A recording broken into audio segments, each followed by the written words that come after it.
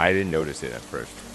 It started subtly, a shadow too tall in the background of a selfie. A faint silhouette near the window in a photo I took at home. I chalked it up to tricks of the light or poor resolution. But then it started happening. In every picture. No matter where I was, no matter who took the photo, there it was lurking in the background. A human-shaped smudge. Blurred, indistinct, watching. At first I tried to laugh it off.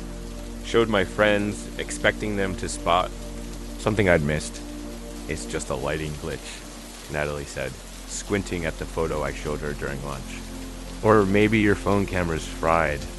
But that was taken on your phone, I said, my throat tight. You took that. She frowned, her confidence wavering. Then maybe the filter screwed it up. I scrolled through dozens of pictures, outdoor shots, party pictures, selfies, in every single one.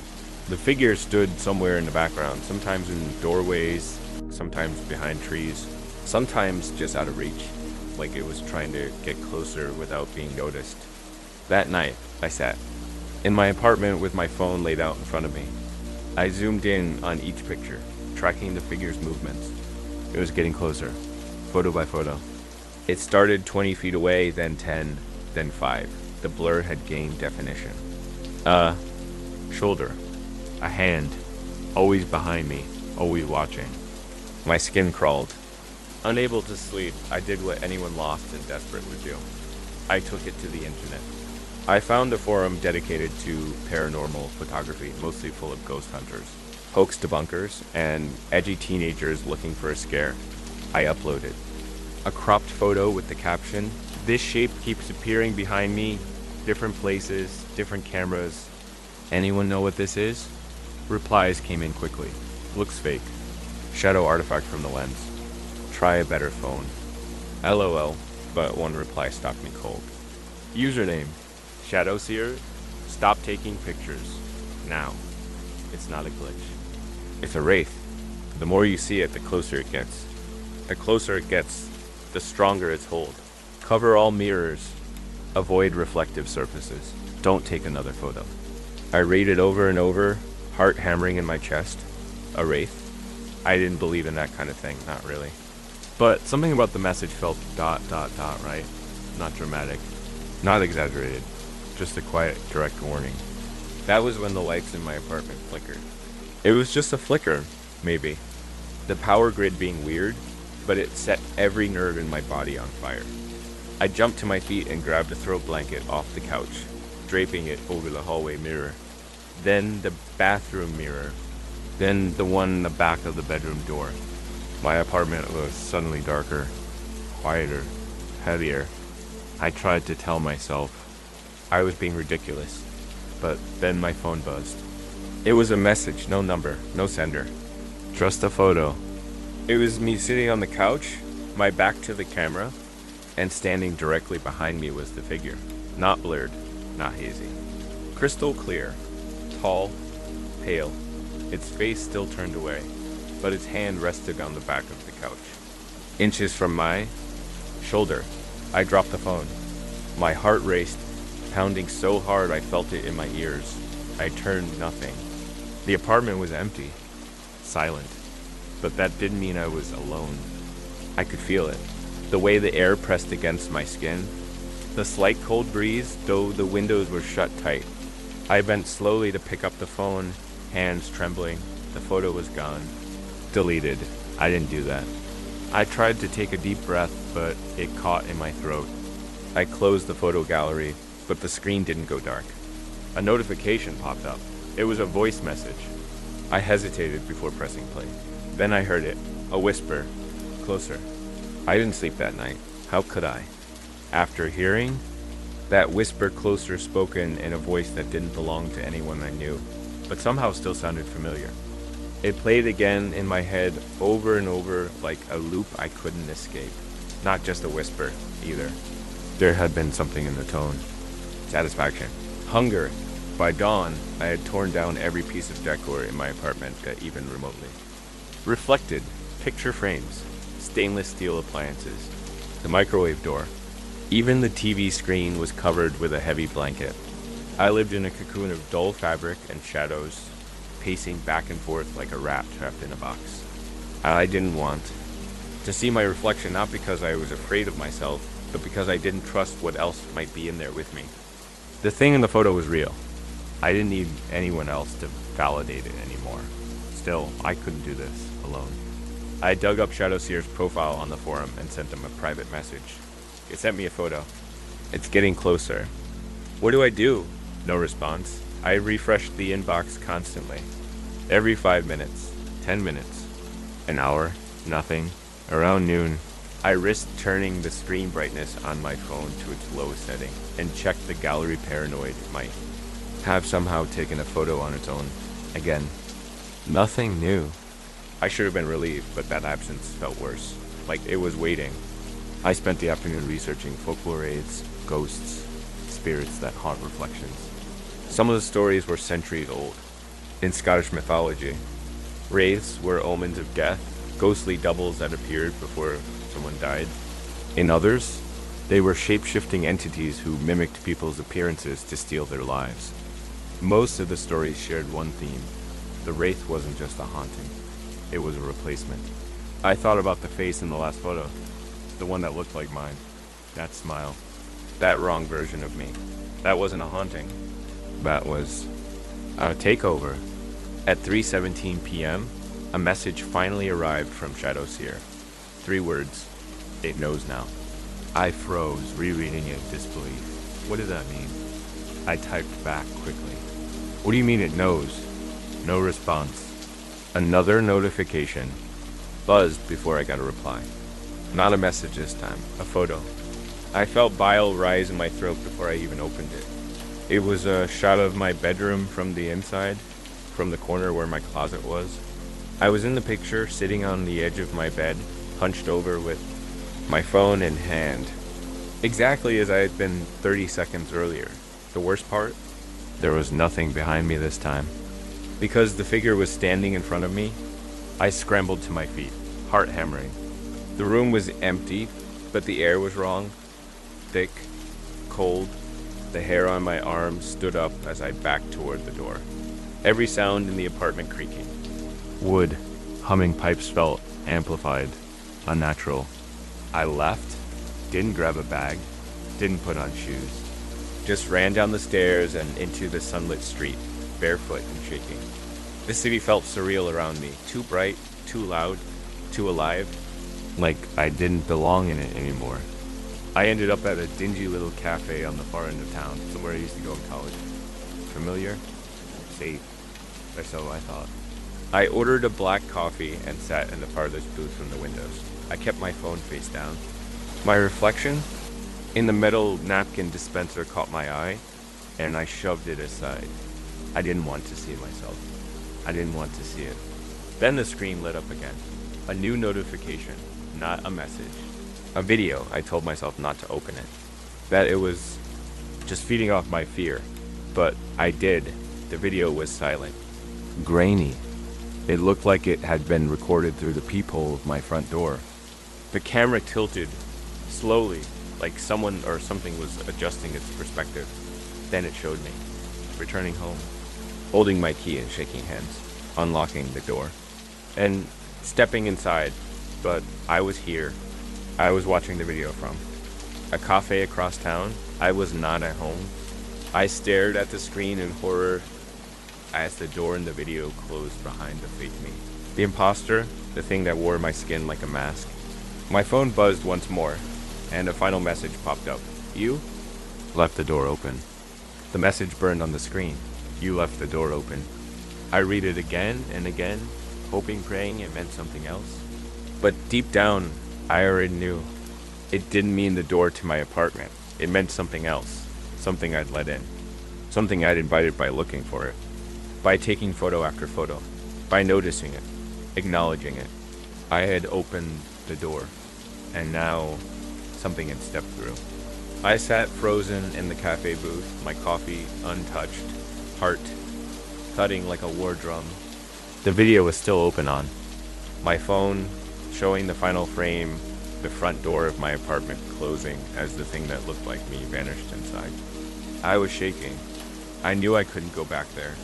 That place wasn't mine anymore. That thing had taken it, taken my face, taken my presence, my life. And yet, as terrified as I was, part of me had to know, was my body still in that apartment? Or had I already been replaced? I needed help. Not from a forum. Not from someone hiding behind a username. I needed someone who could look this thing in the eye and call it what it was.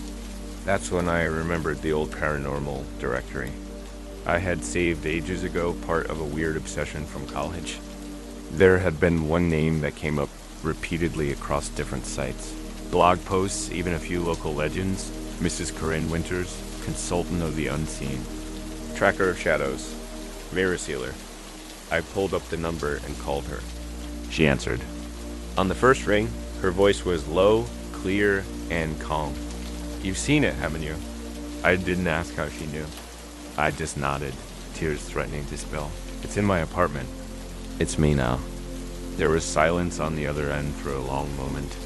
Then she said, don't go back. Not without preparation. I'm not sure I can fight it. I whispered. You won't be fighting it, she said. You'll be closing it off before it can finish taking your place. I gave her the address. She told me to meet her in 1 hour. And don't look at any reflections. Not even a passing window. The more you see it, the more it sees you. Mrs. Winters lived in the back of an old curiosity shop, behind a beaded curtain that led to a room thick with incense and shadows. The shelves were stacked with jars of odd herbs, bones, antique. Mirrors, all of them turned face down. The light flickered with a reddish hue, and the walls were covered in hand-scrawled sigils I couldn't decipher. She looked nothing like what I'd imagined. No robes or crystal balls, just an old woman in a worn gray cardigan, sharp eyes, and hands that trembled slightly when she lit a candle with a match. She didn't ask for proof. She didn't need to. You took too many photos, she said, placing a small mirror on the table, but it was cracked in 7 perfect lines. You fed it with recognition. That's how it hunts. Not with teeth, but with identity. Every reflection makes it more real. More you. I told her about the messages, the videos, the photos I never took. She nodded gravely. It's been with you longer than you think? It started subtle, a shadow here, a glimpse there, but now you've given it a face. That was the last step. I stared at the cracked mirror. It smiled. Like me, but wrong. It's no longer trying to look like you, she said. It is you now, at least to the outside world. If you try to go home, the neighbors will wave to it. Your friends will answer its texts. Your family will recognize its voice. It has access to the reflection everyone else believes is you. I sat back, overwhelmed. So what do I do? I asked. Is it too late? Mrs. Winters walked to a cabinet and retrieved a small box covered in symbols. Inside was a sliver of obsidian, black as void. You have one chance, she said. A ritual. We'll lure it into a true reflection, one that hasn't been corrupted yet, and bind it there. But you'll need to confront it directly. That means returning to your apartment. My throat went dry. Face it? She nodded. You can't kill a wraith, but you can trap it. Just don't speak to it.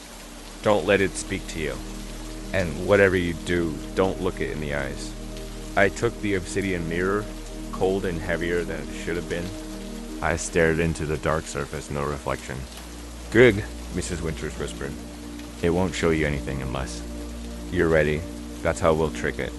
I didn't know what terrified me more, the thought of confronting that thing, or the idea that I already had and had forgotten. Mrs. Winters made me promise I wouldn't return alone. But as I stood outside my apartment building with the obsidian mirror clenched in one hand and my other trembling on the doorknob, I realized I was already alone. She had walked with me to the block, her presence calm and grounded, but when we reached the steps, she stopped. It only wants you, she said. If I enter, it'll disappear. Hide. You need it to believe it has won. I wasn't ready, but I didn't have time to be. The air around my apartment had changed. A low hum seemed to vibrate in the pavement beneath my feet. The windows above looked darker than they should have in daylight, like someone had painted over the glass from inside, or like something was watching. I climbed the stairs, each creak of the steps sounding like it echoed across some vast, unseen space. I didn't look at the reflection in the stairwell window. I didn't glance at my phone. I didn't dare. When I reached the door to my apartment, it was already open. The chain lock dangled uselessly. Inside, the space looked normal. Too normal. The living room was clean, the couch cushions perfectly arranged. My jacket was draped over the armrest. Exactly. The way I left it 3 days ago. But the air was cold. Oppressive. Like I had stepped underwater. I moved slowly. Placing the obsidian mirror on the coffee table, Mrs. Winters had said to leave it face up until the wraith was inside the room, then flip it. That was how the binding would start. Let it come to you. Let it think it's safe. I sat on the couch and waited.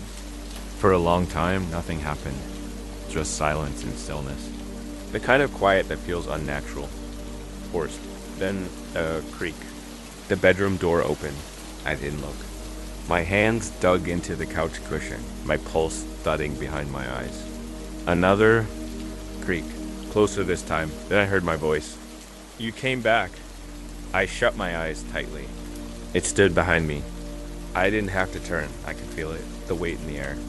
The wrongness. The faint sense of burnt hair and static. The voice was my voice, but it was empty. Hollow. Why are you afraid? It asked. I'm just you. I'm the real. You. My fingers twitched toward the obsidian mirror. You kept looking for me, it said. You wanted me. Don't speak to it, Winters had said. Don't answer. The presence moved closer. I felt the couch dip behind me. You should look, it whispered. Just once. I didn't need to. The TV screen was uncovered. My reflection was visible there, just behind my shoulder. Except it wasn't my reflection. It was sitting beside me, grinning. That crooked smile, just a little too wide. The eyes just a little too hungry. My breath caught in my throat. I grabbed the obsidian mirror and flipped it over hard. A gust of air exploded outward, like something had been sucked from the room. The lights flickered. The shadows recoiled. The figure screamed, not in fear, but rage. An inhuman, guttural roar that made the windows vibrate. It scrambled backward, clutching its face my face as the black surface of the mirror began to shimmer like liquid.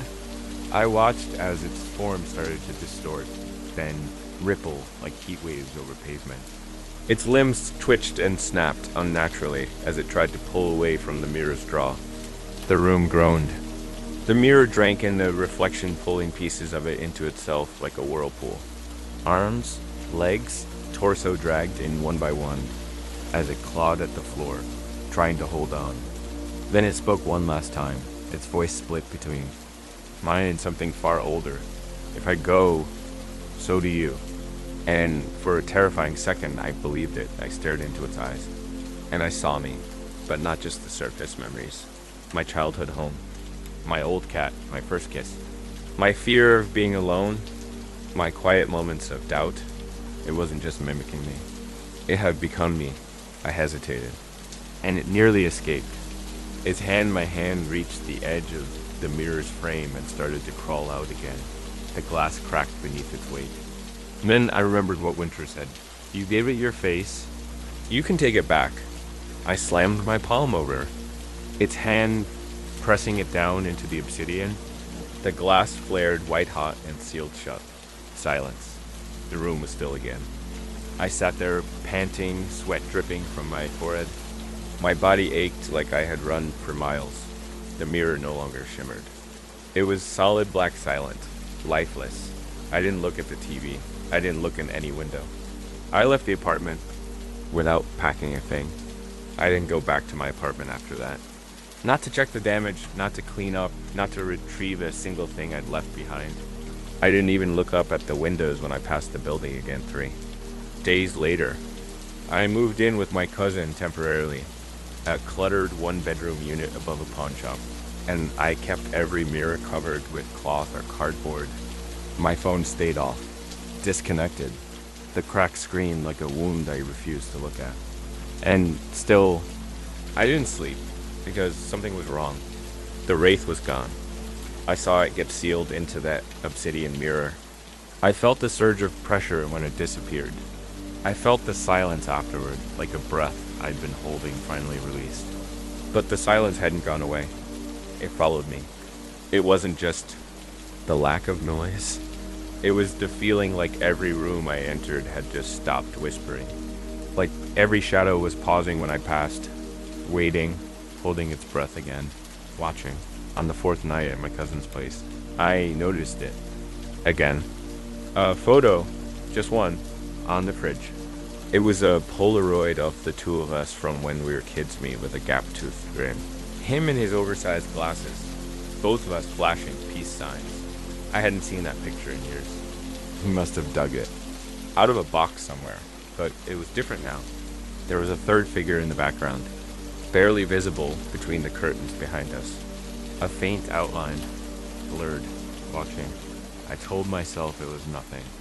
I told myself it was always there. An uncle, a parent, shadow. But deep down, I knew better. I didn't tell my cousin. I didn't want him involved. He hadn't seen it. He wasn't looking for it. He was safe if I didn't speak its name, didn't show the photos, didn't talk about what happened. That was how this thing moved. Through attention, through mirrors, through memory.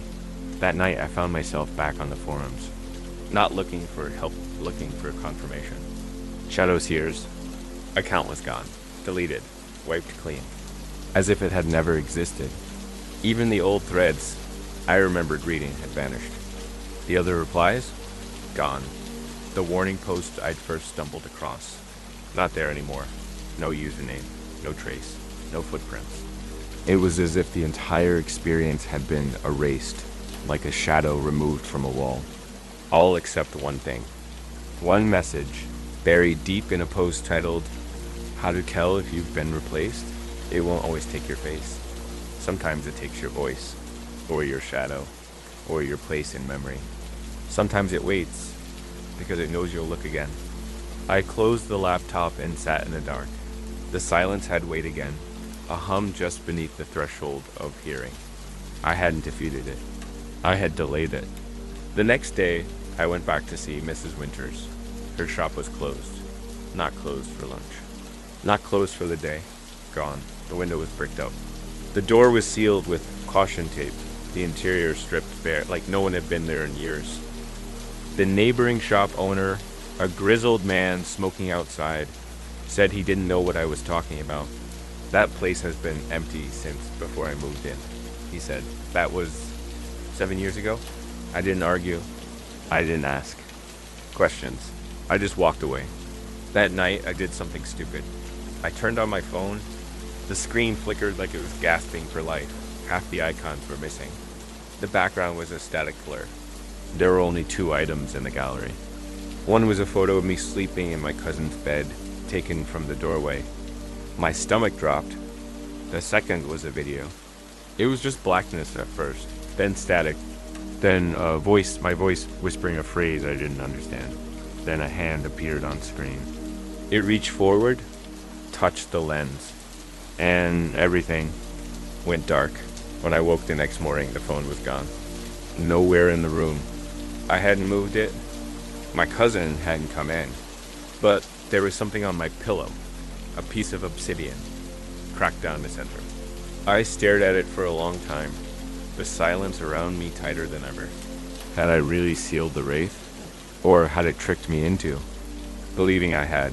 What if the real ritual never worked? What if the wraith was never sealed in the mirror? What if it had just moved into me? I stopped taking pictures. I stopped looking at screens. I stopped talking about it, but it didn't matter. Because it remembered me, even without mirrors, even without cameras, even without a name to call it, the thing hadn't left. I could feel it like pressure in the bones, a quiet ache in the space behind my eyes. It didn't haunt like a ghost or stalk like a killer.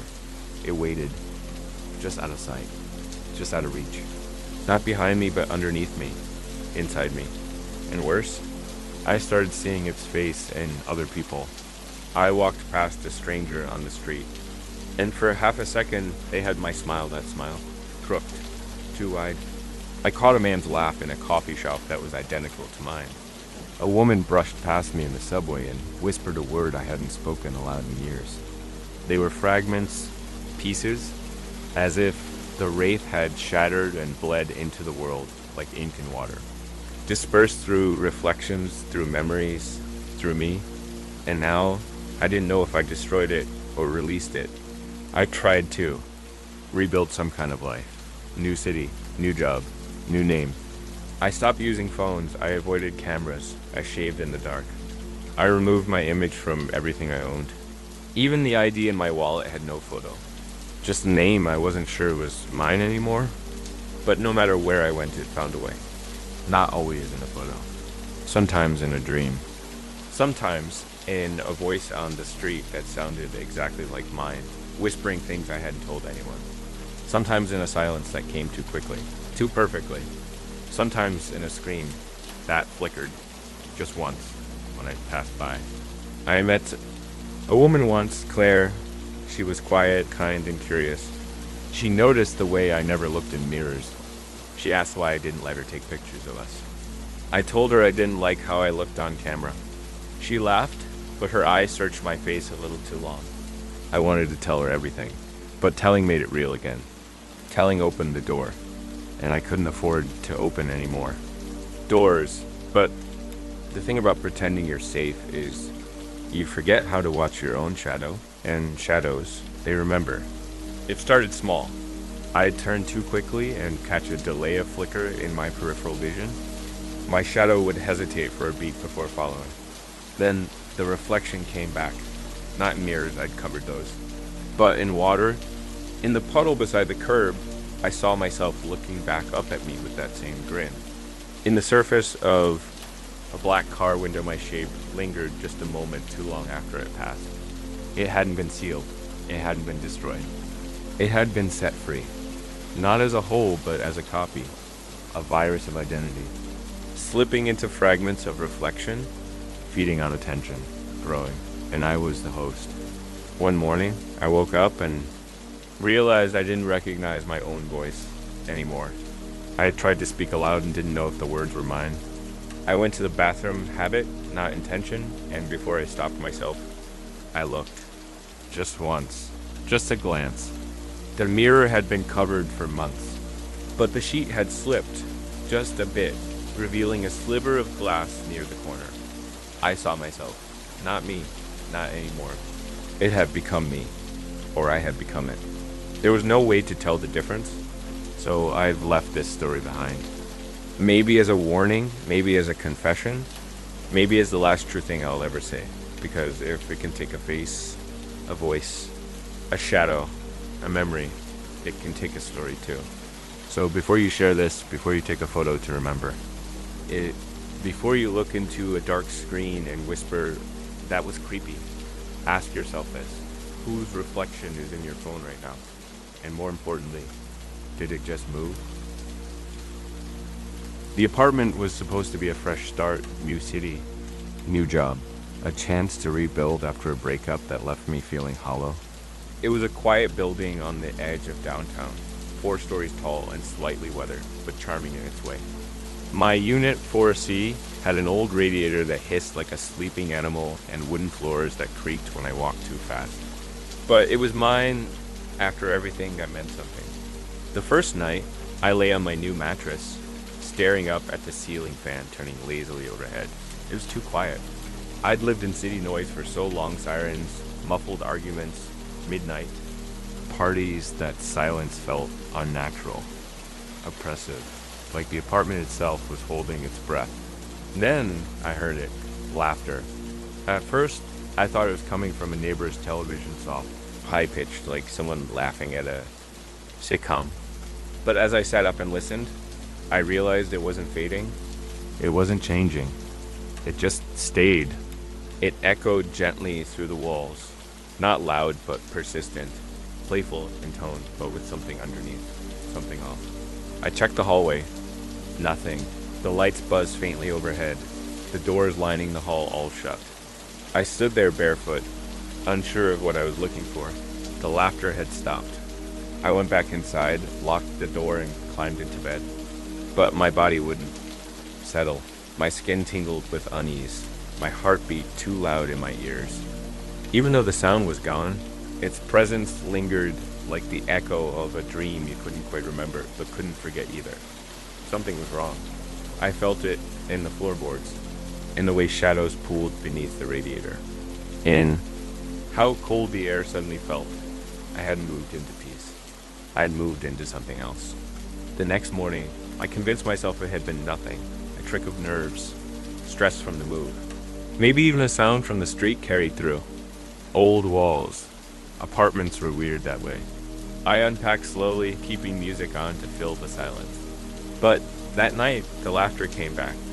This time, I was on the couch scrolling through my phone when I heard it. No TV was on, no windows were open. The laugh cut through the quiet like a needle through fabric sharp and unexpected. I froze. It wasn't coming from the hallway. It was coming from inside the living room. Specifically, the far corner where the shadows gathered thickest. I turned my head slowly. Nothing there.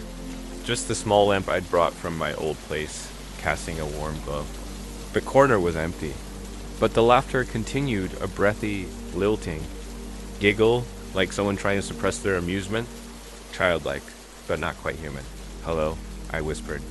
The laughter stopped instantly. The silence that followed was deeper than before. Like the room had exhaled and was waiting for me to do something, anything. I sat there for a long time, staring at the corner, feeling the weight of eyes that weren't mine. Eventually, I got up and walked to the corner. I even reached out, my hand stupidly. Nothing, just the cold press of air. I didn't sleep that night. I left every light on, even the one in the bathroom, especially the one in the hallway. Over the next few days, the laughter returned like clockwork. Always late, always when I wasn't expecting it.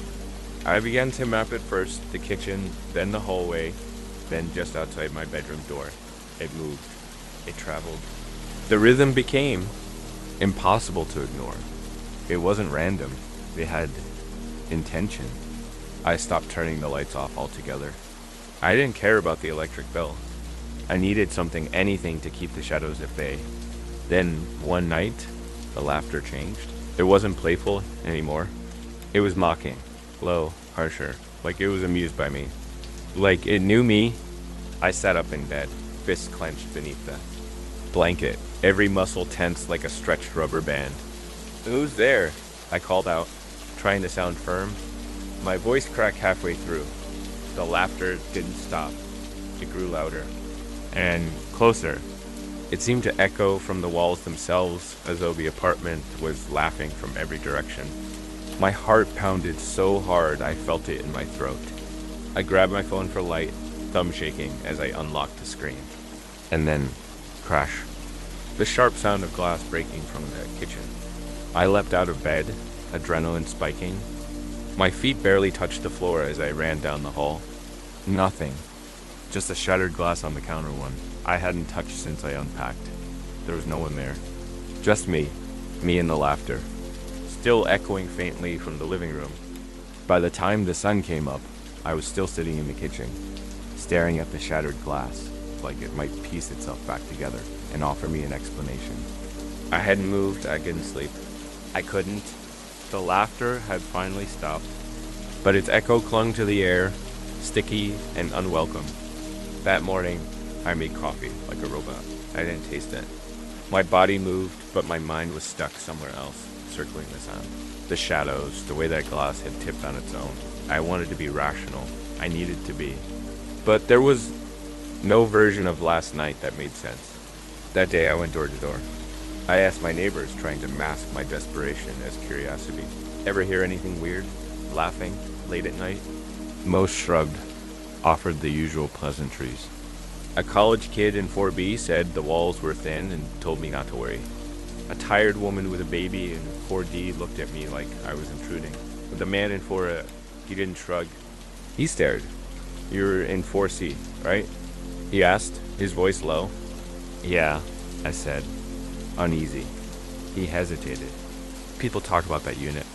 Always weird things. Laughter, voices, lights flickering at odd hours. Some say the place is cursed. Me? I just think some rooms hold on to things. Hold on to what? He didn't answer. Just shut the door. That night, I couldn't sit still. Every creak in the floorboards had me flinching. I left my phone recording in the living room while I sat quietly in the bedroom, staring at the ceiling again. The laughter returned like clockwork. First faint, then louder. Like a wave building up before crashing. I didn't move. I didn't speak. I let the phone run. When I finally stopped the recording and played it back, my heart skipped a beat. There I was on screen, sitting still in the dark. But the audio was filled with laughter layered, echoing, circling. Then shadows. On the video, something moved behind me. Darker than the dark. A ripple of blackness that passed behind the couch. And then it paused. Right behind me, watching, my hand went cold as I clutched the phone tighter. The recording crackled with interference and then, barely audible over the laughter, a voice spoke. I see you. The screen glitched. The video froze on my unmoving form as the shadow leaned in. Then silence. I dropped the phone. Spun around. No one there. But the room felt wrong. The air was heavy, like I'd walked into a basement after years of stale breath. I wasn't alone, and I wasn't sure I ever had been. The next few nights blurred together. The laughter followed me everywhere. Even outside the apartment, in the stairwell, in the elevator, faint and distant, like it was chasing me. Like it wanted me to bring it with me. The lights began to flicker. My phone glitched every time I tried to call anyone. I tried leaving the building once, but the moment I stepped out the front door, a sharp pain sliced through my temple, and the world swam with shadows. When I stumbled back upstairs, it stopped instantly. It didn't want me to leave. It was in the apartment, and somehow part of it was in me. I stopped sleeping. On the fifth night, I snapped. I tore through the apartment, searching for cameras, speakers, anything. I opened cabinets, pulled up rugs, knocked on the walls. Nothing. No hidden devices, no wiring, no reason. I screamed into the emptiness. What do you want? The laughter stopped. Dead silence. Then, you. It wasn't loud. It wasn't a whisper. It was just there, spoken clearly like someone standing behind me. I turned. Of course, no. One was there, but one of the lamps had turned off, and all the shadows in the room now leaned in one direction toward me. I ran to the mirror in the bathroom, half mad with fear, and stared at myself. Pale, eyes sunken, chest rising and falling in sharp bursts. But behind me in the reflection, there was movement, a ripple, like something crawling up the wall. I spun around. Nothing. But when I turned back to the mirror, something was wrong. My reflection smiled. I didn't, but it did.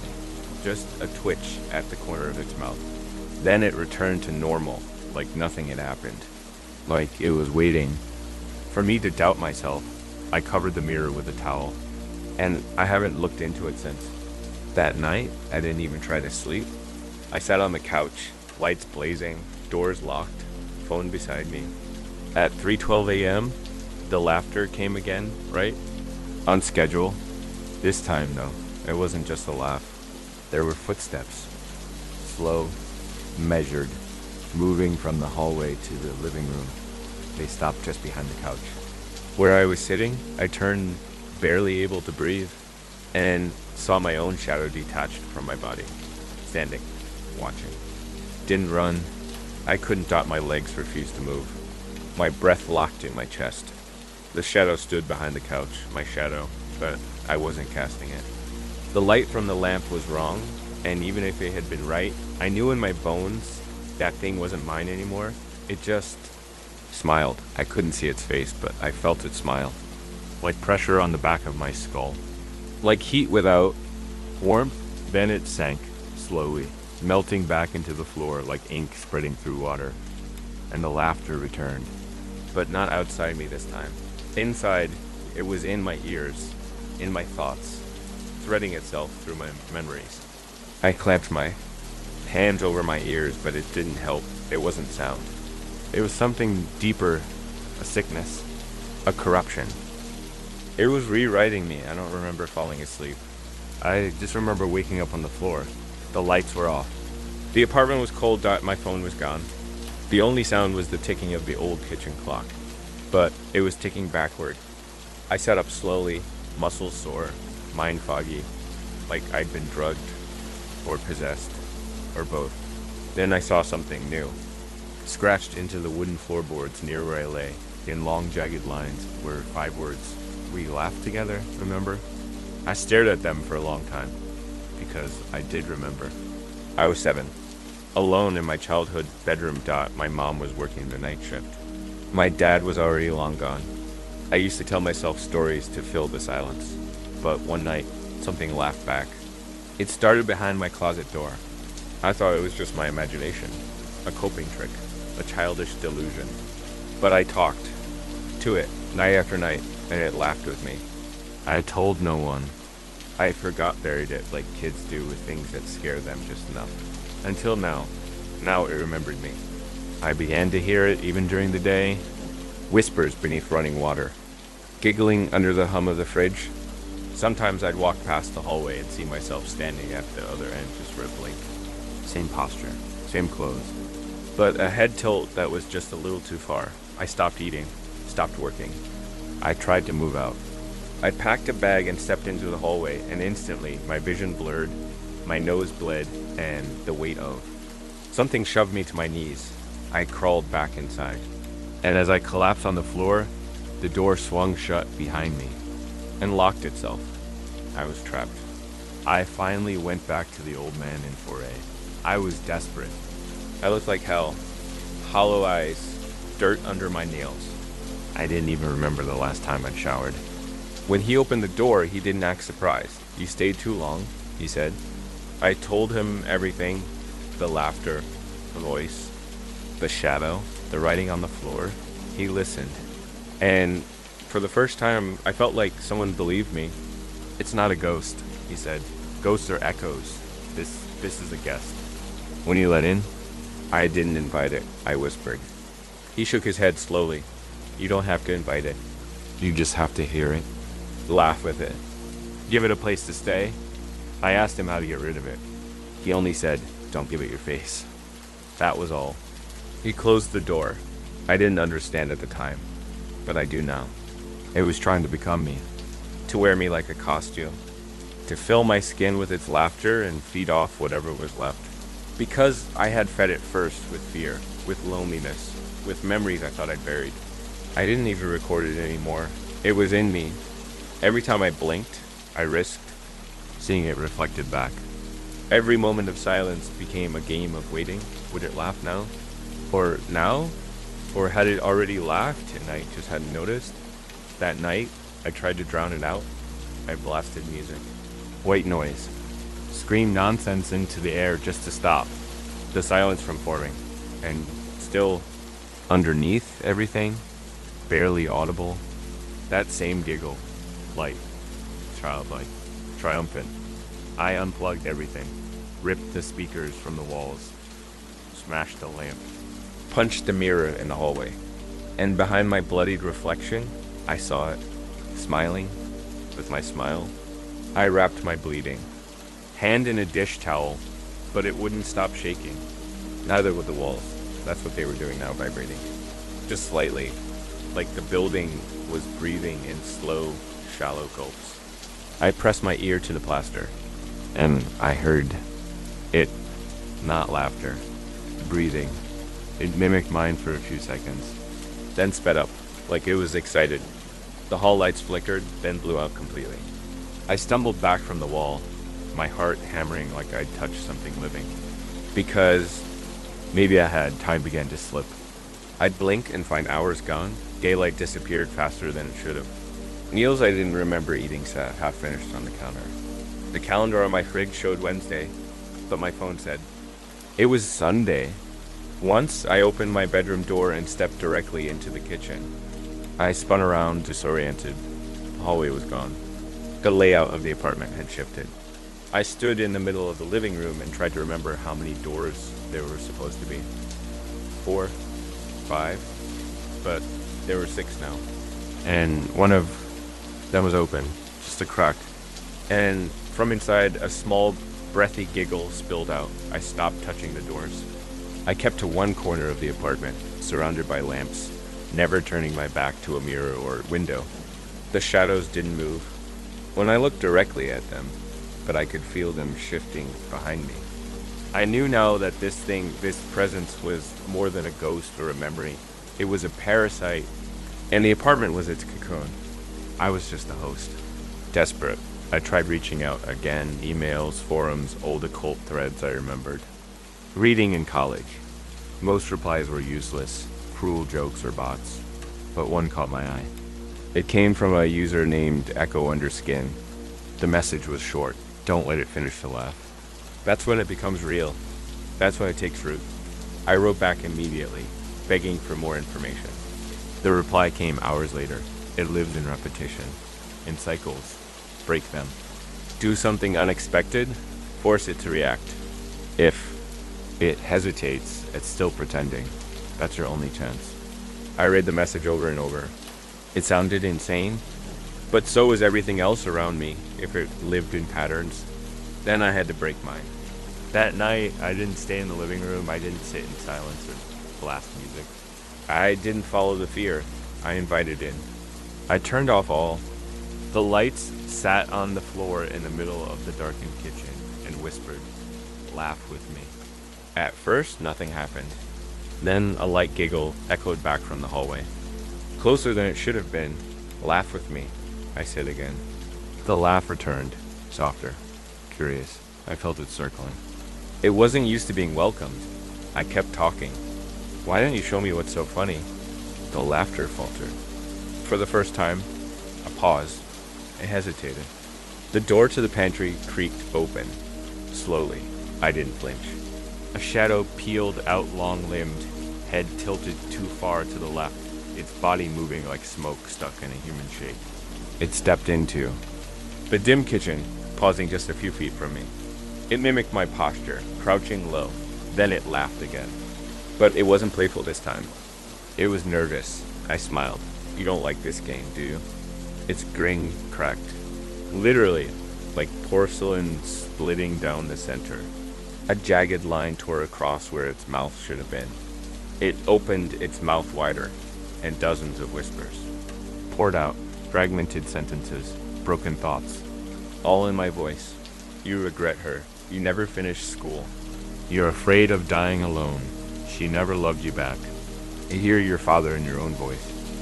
You keep checking the lock even though no one's coming." Each phrase hit like a hammer, memories twisted inside them. Truth I had buried. That's how it fought, not with claws, but with confessions. But I didn't recoil. I listened, and then I laughed. The thing shrank back. Its shoulders rose. Its shape blurred. "You don't own these thoughts," I said. "They're mine. You use them, but you don't understand them." The laughter stuttered. The shadow twitched. I stood. "You're not real. You're just a reflection, a voice in the walls. You're not me." The apartment groaned like it was under pressure.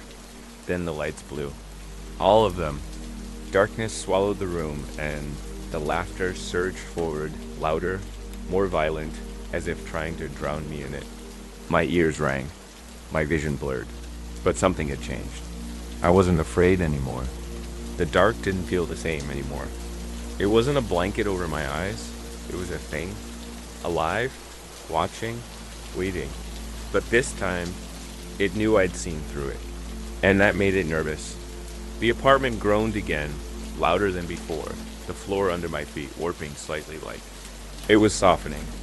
The laughter pulsed from the walls, not from a mouth, but from the structure itself. Like every board, every wire, was chuckling in its own rhythm. I staggered backward and watched a hairline crack form in the center of the living room. A single, jagged fracture. It ran toward the couch, slicing through the floor like a crooked grin. Then the furniture started rearranging itself, not violently, slowly, silently. The table scooted to one side. The armchair turned on its own, and the walls. They expanded, stretched. I turned toward the kitchen, only to find it gone, replaced with another version of the living room. Same lamp, same couch, same crack in the floor. The apartment was folding in on itself. I ran for the front door. My last desperate idea. But when I opened it, I was staring into my bedroom, lights off, bed still messy from the last sleepless night, my old sneakers half kicked under the dresser, my hoodie on the floor, except I was lying in the bed, me, asleep, or something close to it. The figure's face was mine, but not completely. The skin was too pale. The mouth was curled into a grin too wide for comfort. Its eyes fluttered open and locked on me. It didn't move. It just whispered, "You're late." I slammed the door shut, heart thundering in my chest. I turned around to find the hallway. It was gone again. Just more versions of the living room. Room after room. Infinite. Identical. Like the apartment had cloned itself over and over. Each copy with subtle mistakes. A wrong lamp, a crooked photo, a flickering TV showing static, a couch turned toward a wall instead of the window, an endless echo of a home that wasn't mine anymore. The laughter returned. But now, I noticed it wasn't just one voice. There were many, dozens, maybe hundreds, all layered, all similar, all versions of me. They began to speak fragmented, out of sync. You were warned. You should have left. We were you. And now we wait. The shadows in each room began to move, shapes and corners. Reflections that didn't match. Each version of the apartment housed a different version of the thing. Each more complete, more confident. Some stood in doorways. One crawled across the ceiling like an insect in reverse. And all of them stared at me with the same grin. My grin. I ran not toward the front door, but back toward the center. Toward the original room. If this was a maze, there had to be a heart, a source, and I was going to cut it out. The laughter tried to disorient me, layering and looping in waves. That made my vision swim. The lights flickered overhead, every bulb on a different rhythm. I counted doors. I memorized the crack in the floor. I followed the noise not away from it, but into it. The further I went, the more the rooms began to fall apart, wallpaper peeling itself, furniture turning to ash when touched, walls oozing, something thick and black. And at the very center, one room, pitch black, completely empty, no furniture, no windows, no sound. I stepped inside and the door slammed shut behind me. Nothing happened at first. Then something whispered directly into my ear with my own voice. Now laugh. I clenched my jaw. And I didn't. A single overhead bulb flickered on, hanging from a cord. Below it, a single ancient mirror, and in it I saw myself. But I wasn't moving. The reflection was. It raised its hand. I didn't. It stepped forward. I didn't. It grinned. I never smiled. "You're not me," I said. The reflection tilted its head. "I was born from you," it answered. "From your silence, your loneliness, your emptiness. You shaped me. I made mistakes. I felt pain. But that doesn't mean you get to wear me like skin." "Oh, I don't want to wear you," it said, stepping closer. "I want to become you. I want to be what everyone sees when they look at you. And when they laugh." "It'll be my laugh?" "No," I said, stepping toward the mirror. The apartment groaned again, long and low. The lights buzzed louder, the shadows gathered. "You don't get to finish the laugh." And then I screamed. Not words, not fear, just sound. A rupture. I lunged forward and punched the mirror with all my weight behind it. Glass exploded outward. Light burst through the cracks in the walls. The laughter turned to screams, not mine. The apartment shook violently as if the entire structure had been stabbed through the heart. Reflections bled black from the broken frame.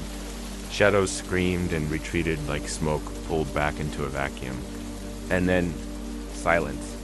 I stood in the shattered room, panting. The mirror was gone, the reflections gone. The apartment was still. Normal, the cracks had sealed themselves. The furniture was back. It was over. I think it was over. For a full day, the apartment stayed quiet. No laughter. No whispers. No warping doors or crawling shadows. Just the ordinary creaks of old wood and humming pipes. It felt like waking up from a fever dream, except I hadn't slept. Not really. I walked the whole apartment, barefoot, cautious. Every mirror had been smashed. The glass swept into piles in the corners like dead skin. The cracked floorboards I'd seen were sealed. Even the door I'd watched open on its own gone. As if it had never been part of the layout at all. It looked normal, but it didn't feel normal. That kind of quiet doesn't come from peace. It comes from retreat, or worse, patience. I left, packed what I could carry, left the keys on the counter, and didn't look back. There was no sense in telling the landlord why. What could I say? The walls laughed at me until I bled. No, let someone else figure it out. If they survive long enough.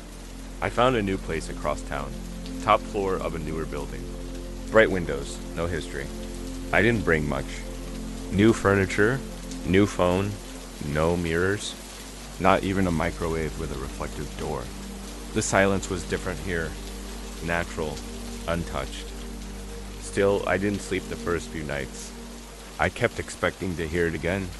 That soft, breathy chuckle, just behind my ear, curling through the dark like a spider weaving in air. But it never came. At least not right away. Then, after a week, I received a package. No return address. Just my name, my real name, one I hadn't used online in years. Inside, a small wooden box. No markings. Just an old photo inside. At first, I didn't recognize it. It was faded, water damaged. But slowly, the scene came into focus. My old apartment. The living room. Taken from outside the window.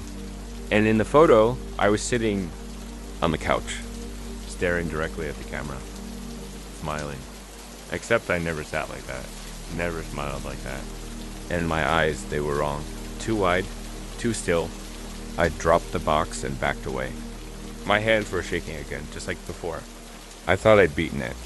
Thought I'd broken the mirror and shattered the thing inside it. But what if mirrors were never the real gateway? What if it didn't need reflections anymore? What if, now that I'd given it a face, a voice, a shape, it could exist anywhere? What if I made it real?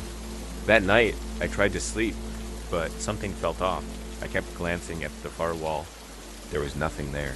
No painting, no doorway, just blank white drywall. But it felt like something was hiding behind it, waiting. I moved to the living room and curled up on the couch. No TV, no distractions, and that's when I noticed the sound again. Not laughter. Not at first. Just a soft rhythmic creak, like someone rocking back and forth from the bedroom. Back and forth, back and forth. Then it stopped. Total silence. I held my breath. And then I heard my own voice whisper, "You laugh in your sleep." I bolted upright. Stumbled. For the light switch. Flipped it. Nothing. Dark. Too dark. I turned back toward the bedroom, and it was open. I hadn't opened it. Inside, something moved. Just a shadow. Tall. Thin. A step forward. Slowly. Dragging something behind it. A mirror. Cracked down the middle. My face reflected in both half, twisted differently in each one.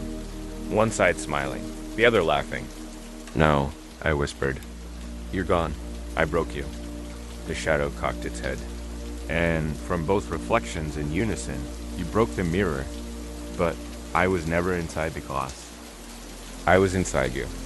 I screamed and turned, slamming into the door, trying to flee, but the knob melted in my hand like wax. The hallway outside stretched, bent, twisted into that impossible maze I thought I'd escaped. My apartment was gone. The thing hadn't followed me. I had brought it with me. I had become it. And now I live here, not in the apartment. Not really. In the spaces between, behind the laughter, inside the moments people think are quiet. I laugh when they cry. I smile when they scream. And when they look in the mirror and see something just a little off, that's when I know they're ready. That's when the cycle begins again. So next time you move in somewhere new, and the quiet feels too loud, and the silence starts to feel personal, Ask yourself this. Are you alone? Or are you just the next echo? Because I'm still laughing. And maybe... So, are you... I checked into the hotel late, weariness clinging to me like a second skin after hours on the road. The front desk clerk barely looked up, sliding the room key across the counter with a mechanical motion, lips pressed into a thin, indifferent line. No small talk, no welcome, just silence and the soft hum of fluorescent lights overhead. The elevator ride up to the fourth floor was slow, accompanied only by the distant creaking of cables and the faint buzz of elevator music distorted by age. When I reached my room 415, the hallway was empty, quiet in a way that felt unnatural. The carpet swallowed the sound of my footsteps. I inserted the keycard, opened the door, and stepped into stillness. The room was average. Beige wallpaper, generic artwork, neatly made bed. I tossed my bag in the corner and collapsed onto the mattress with a heavy sigh. The silence stretched on, pressing against my eardrums. I reached for the remote and turned on the television, hoping the background noise would take the edge off. At first, the screen flickered with static before settling on a black and white surveillance feed grainy footage of the hotel's hallways. I blinked, confused. No channel number in the corner, no volume, just a steady, fixed shot of the floor. I was on, the corridor was dim, with the occasional flicker from an overhead bulb. It looked exactly like the one outside my room. I sat up, flipping through the channels, but the screen refused to change. No matter what button I pressed, the feed remained, like the TV had locked itself onto this one image. Then, a figure appeared at the far end of the hallway on the screen. My breath caught in my throat. They were walking slowly, steadily toward the camera, their pace unhurried but deliberate. I leaned forward, squinting. It was me. Same dark hoodie. Same duffel bag slung over the shoulder. Same slow, tired gait I remembered from the mirror just minutes ago. My mouth went dry. I dropped the remote, stood, and rushed to the door, yanking. It opened. The hallway was empty. I stepped out, glancing left and right. No footsteps, no sound. Just the same flickering lights and thick, suffocating silence. I returned to the room, shutting the door behind me with more force than necessary. My pulse thudded in my ears. I looked back at the TV. Static again. My chest rose and fell rapidly as I backed away from the screen. Maybe it had been a reflection. Maybe I'd imagined it in my exhausted state. I hadn't eaten, hadn't slept. Maybe it was just stress playing tricks on my eyes. I tried turning the TV off. The screen blinked, but instead of shutting down, it switched to another view, a camera angle fixed just outside my door. And standing there, perfectly still, was me, not walking, just standing, facing the door, not moving. I stared at the screen. In frozen disbelief, my doppelganger didn't knock, didn't gesture, didn't even breathe. They stood like a wax figure left in the hallway, waiting. My hand drifted toward the door again, but I stopped myself this time. Instead, I slowly crept toward the peephole, my breath shallow. I pressed my eye to it and looked. Nothing. Empty hallway. I staggered back, rubbing my face with trembling hands. The pressure in the room was building, something thick and unseen pressing down on me. I grabbed my phone to call the front desk, only to find the screen black and unresponsive. It wouldn't turn on. The television hissed. I turned just in time to see the hallway feed flicker, then change. The camera now showed the elevator doors at the far end of the corridor. They opened slowly with a metallic groan, and there it was again. Same hoodie, same face, same me. Except this time, the version of me on the screen looked directly into the camera. The pale reflection held still for a moment, and then it smiled. Not my smile. Something else, wider, deeper. Wrong. The screen cut to static once again, but the smile lingered in my mind like a brand. I backed into the far corner of the room, heart racing, skin crawling. I needed to leave. I didn't care if I was being paranoid or hallucinating. I needed to get out. But when I opened the door again, something had changed. The number on the room was gone. Where 415 had been, there was only a blank, smooth surface, like the plaque had been scrubbed from existence. I had turned down the hallway, intent on finding the elevator, the stairs, anything. The corridor felt longer now, stretched and distorted. The lights buzzed overhead, more erratic than before. Then I heard it. Footsteps. Behind me. I turned slowly. The hallway was still empty, but the footsteps continued, soft and deliberate, coming closer. My phone buzzed once in my pocket. I looked down at the screen. One notification. You're not alone. My legs moved before my brain could catch up. I sprinted toward the elevator at the far end of the hall, my shoes whispering against the thin carpet, echoing in the tight silence. The overhead lights flickered wildly now, each burst of brightness making the shadows stretch and shiver along the walls. I jabbed the elevator button with frantic fingers. Nothing. No ding. No movement. The display above the doors remained dark. The footsteps behind me hadn't stopped. They were slow, patient, always the same distance away no matter how fast I moved. I spun around, heart pounding in my throat. Empty. Still. Utterly empty. My phone buzzed again. I yanked it out of my pocket, and for a second relief swelled.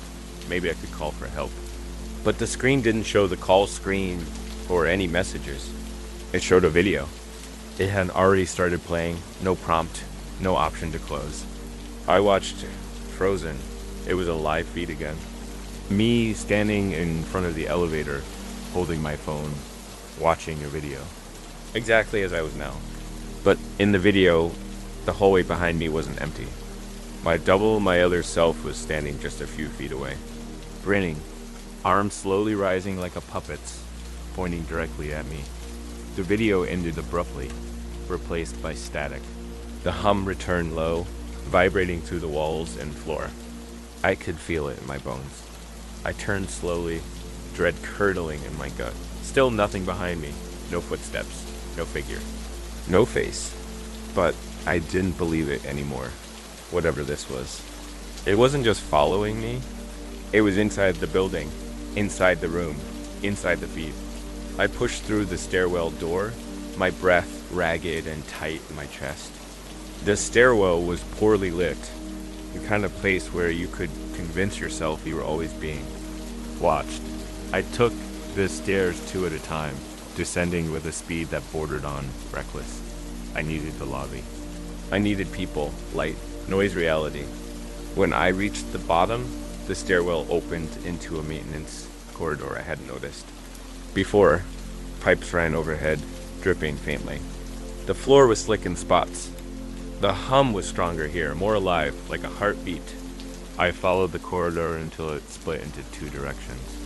One path led toward a rusted door marked electrical, the other to a slightly ajar service door with no label. I chose the unlabeled one. The room beyond was dark, illuminated only by the flickering glow of a single overhead bulb. Old TVs lined the far wall ancient boxing units stacked like forgotten relics.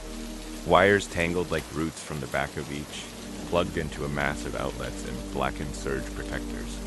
Each screen was on. Each screen showed footage of the hotel hallways from different angles, different floors, but always the same layout, same buzz of light, same hollow emptiness, except they weren't all empty. On nearly every screen, there was someone walking, and in every frame, it was me, moving in different directions, entering different rooms, staring directly. Into the cameras, some laughing silently, some crawling, some standing perfectly still in dark corners. One leaned in so close to the camera that their eye filled the screen, blinking slowly, deliberately. I stumbled backward, knocking over a stack of cables. The crash echoed through the room like a gunshot. I expected to hear footsteps, to see something react. Instead, the screens all froze, every single frame locking mid-movement. Then, in eerie unison, all the me's turned their heads toward the screen. Toward me, they smiled. My phone buzzed in my hand again. A single message. Appeared. We're waiting. I backed out of the room, my hand on the wall to steady myself. The TVs crackled and surged with static as I fled, their images smearing like melting wax. I didn't stop until I was back in the lobby, or what I thought was the lobby. It wasn't. Right, the furniture was the same, but the colors were muted, faded like an old photo. The clock behind the counter was frozen 3:14 a.m., but the second hand was twitching erratically. No one was at the front desk. I stepped closer, heart sinking. The security monitor behind the desk blinked on, cycling through surveillance feeds, hallways, stairwells, empty banquet rooms, the pool. Then it switched to the lobby, to me standing in front of the desk, but something was off. In the feed, I wasn't alone. Behind me stood the other version of me, face blank, jaw hanging slightly open. One hand was resting on my shoulder. I turned around, every nerve in my body screaming. Nothing. Just emptiness. Stillness. The quiet hum of a place out of time. But I knew it was there. Watching. Following. Becoming. I couldn't breathe. The version of me in the surveillance feed had looked more real than I did more present. Like I was the copy and it was the original. My hand hovered over the bell on the front desk, but I didn't ring it. I didn't want to hear that sound echo in a place where nothing else made noise. I turned away and stumbled toward the front. Doors, they were locked. I yanked at them hard enough that the glass rattled in its frame. No response, no alarm, not even the soft clunk of resistance, just that sickening, weightless silence. It was like the doors weren't real, like they were part of a set, like everything in here was. I pressed my forehead to the cool glass, trying to see outside. The parking lot was gone. There was no street, no sidewalk, no cars, just fog. A heavy, pale wall of it hugging the edge of the building. It pulsed faintly, like it was breathing. I backed away, heart hammering against my ribs. Every instinct told me to run, to get out any way I could. But where could I go? Every door led back to something worse. The TV in the corner of the lobby flickered on again. I didn't want to look, but I did. It showed the hallway from before. My hallway, room 415. My room. The door was wide open now. Inside, I could see the bed, the lamp, the old patterned carpet, and sitting on the edge of the bed, perfectly still, was me. Or its back was turned to the camera, but I could tell it was waiting for me to come back. As if on cue, a new message popped up on my phone. Room 415 is ready. I dropped the phone. It hit the lobby floor with a dull thud, the screen splintering into a spiderweb of cracks. I didn't care. I just needed to get away from that screen. But then the bell on the front desk rang by itself. A single, sharp ding that cut through. The silence like a knife. I turned, and for the first time, I saw her, the receptionist. She was standing behind the desk, still as a mannequin, her hands folded neatly on the counter. Her face was blank, her eyes glassy. Too wide, too bright. Her lip, but no sound came out. Then, slowly, she raised one hand and pointed behind me. I didn't want to look, but I did. The elevator doors had opened again. Inside, bathed in flickering light, stood my double. No longer smiling, no longer static. It tilted its head, and I felt a pressure in my skull, like something was pushing. From the inside out, I ran. I didn't look back as I tore down the nearest hallway. My shoulder slammed into a corner as I turned, pain flaring up my arm. I didn't stop. I didn't think. I just ran. Doors flew past me. All numbered 415, each one slightly different. One had a doorknob on the wrong side. Another had deep scratches gouged into the wood. One door was open, but the room beyond was, filled with TVs stacked to the ceiling, all flickering images of me staring back. I kept going. My lungs burned. My legs ached. But the hallway didn't end. It just bent, stretched, twisted around itself like a looping corridor in a dream. Every time I thought I was free, I found myself back where I started, in front of room 415. I collapsed against the wall, gasping. The door opened on its own. Inside was me, sitting on the bed. hands on my knees, head tilted like a broken doll. And behind me, the TV glowed. But it wasn't showing a hallway anymore. It was showing the inside of my head. I saw memories, my childhood bedroom, my parents' kitchen, the first apartment I rented, my old car, my worst night, my biggest secret, flashes of my past playing out on screen like someone was flipping through the chapters of my life. And then a static-filled screen with only one word, erase. The figure on the bed looked up and grinned. It didn't say anything. It didn't have to, because I finally understood. It wasn't just copying me, it was becoming me.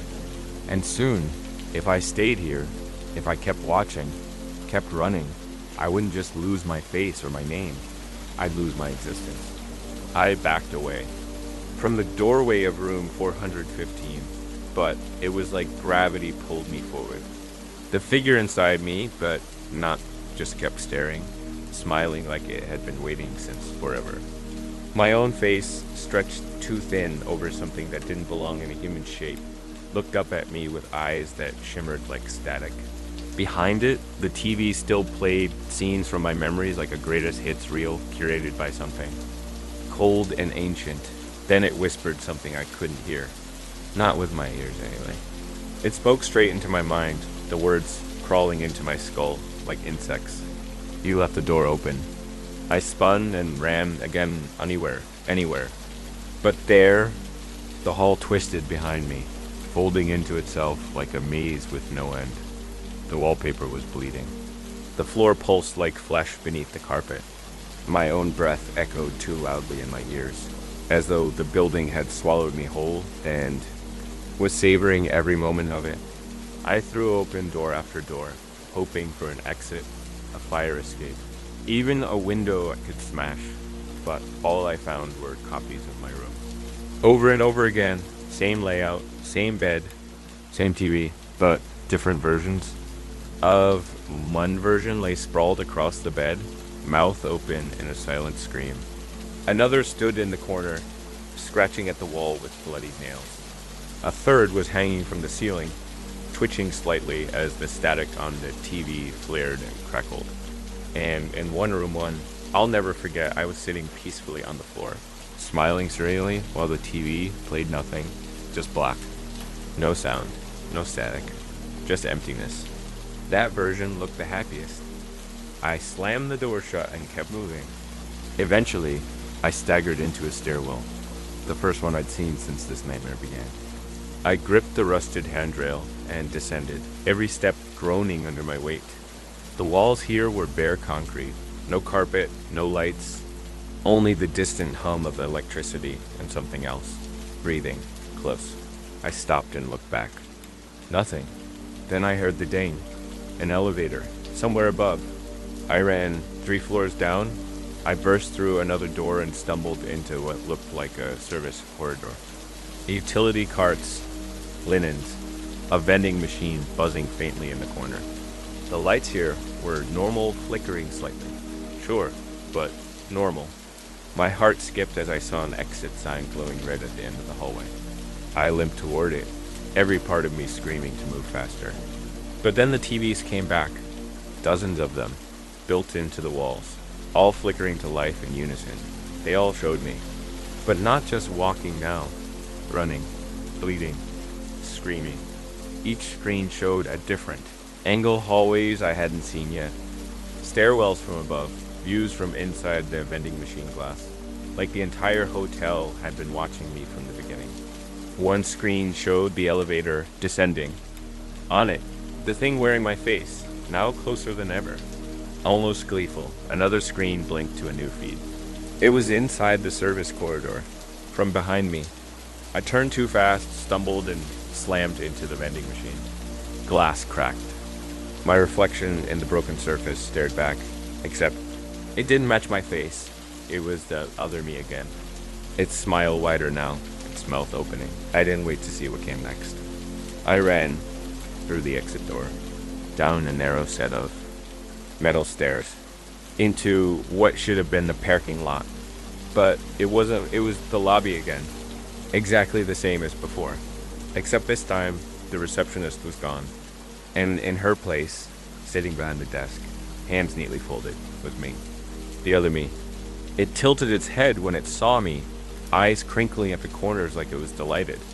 Behind it, the TV above the desk flickered. The screen didn't show the hallway anymore. It showed a guest book with a list of names, every name crossed out, except for one. Mine. My voice cracked. What do you want? The thing behind the desk smiled. You checked in, it said softly. Now you stay. I took a step back, my heart pounding, the receptionist's words echoing in my head. You checked in, now you stay. Behind the desk, the doppelganger me watched calmly, fingers tapping gently against the surface, like it had all the time in the world. Its smile didn't falter, not even when I yelled. What are you? I shouted. Why me? It stood, slowly, movements fluid but wrong-like. It was mimicking human behavior instead of understanding it. Its head tilted just slightly as it responded in a voice identical to mine. We don't choose you. You choose us. I shook my head. I?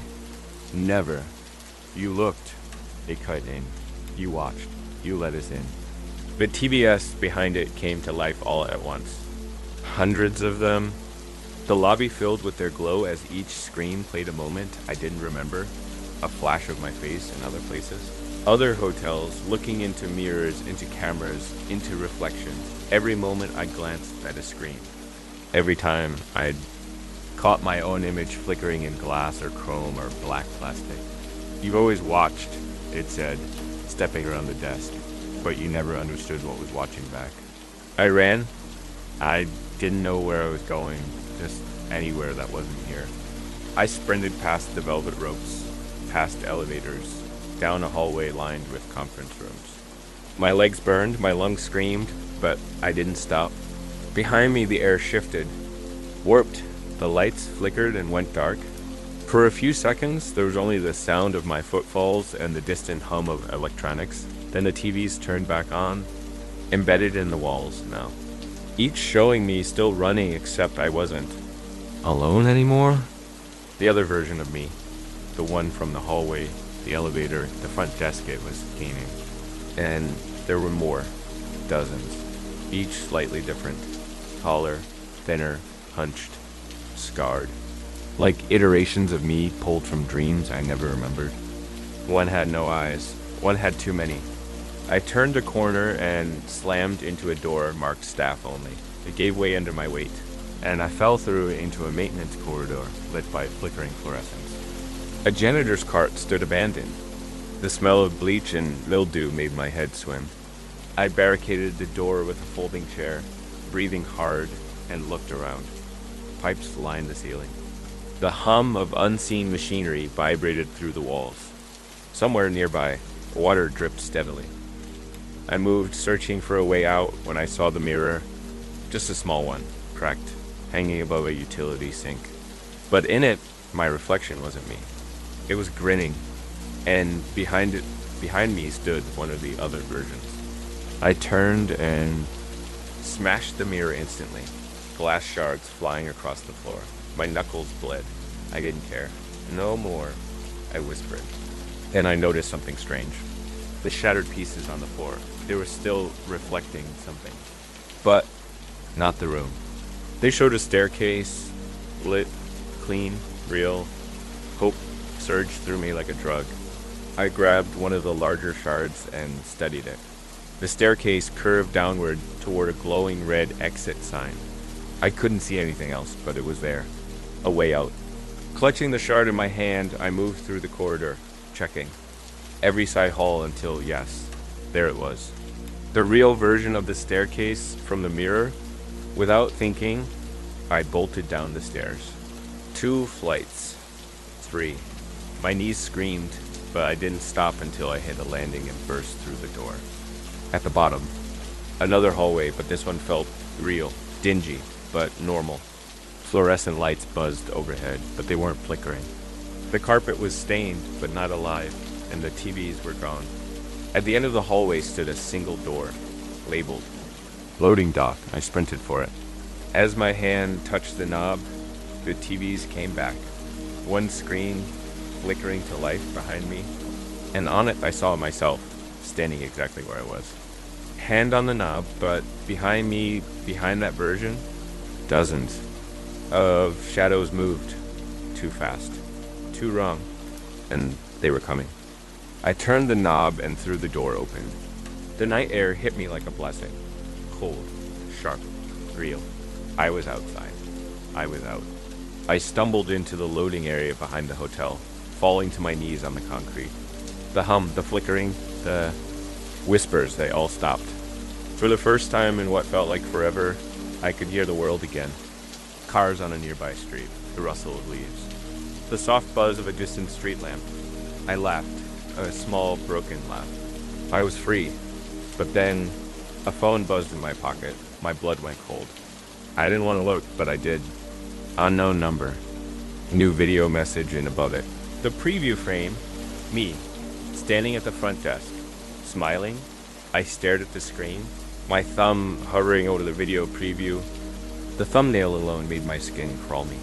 Standing at the front desk, smiling that same unnatural smile. I hadn't been back inside. I hadn't even turned around. But the video was new. My hands trembled as I tapped play. The screen went black for a second, then static. Then the grainy image of the hotel lobby flickered into view. My double was behind the counter again, still motionless, like a mannequin waiting to be activated. Then it looked up, right into the camera, and spoke. "We miss you already." I dropped the phone.